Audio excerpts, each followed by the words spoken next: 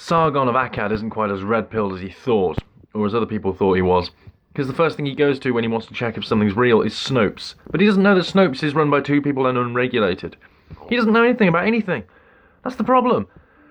He's a grifter. He rides the waves of the culture war and assumes there's no conspiracy or no organisation or planning behind the scenes because that would be too scary for him. He's a normie. He's just a panicked idiot that's just going along with everyone else and falls from one mainstream media source to the next mainstream media source to commentate on it in a vapid milquetoast way that just like the mainstream media does. He's no different.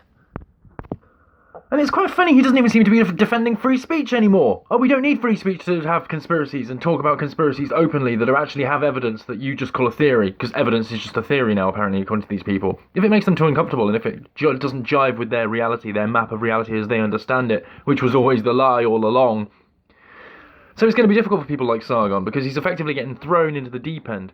He thought he was so red-pilled, but he wasn't. He was a normie. He was just another normie, another useless idiot, a useless eater, useful idiot.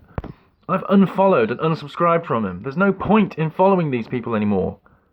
They don't know anything. What can we learn from them? We can't learn anything from people that don't know anything.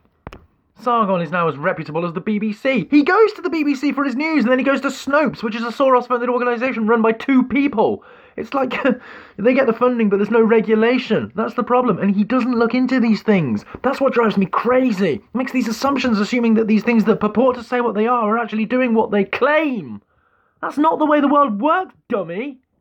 Oh, the mainstream media must be telling the truth, mustn't it? Yeah, those dirty smear merchants that lied about you, that misrepresented you and called you a neo-Nazi. Yeah, they must be telling the truth about David Icke. And suddenly now conspiracies are bad, and that free speech is not worth it when it comes to defending conspiracies. You need to keep your conspiracies down, guys. You need to stop talking about conspiracies, because we're going to lose our free speech, so you need to lose yours. That's what Sargon advocates. What a cunt!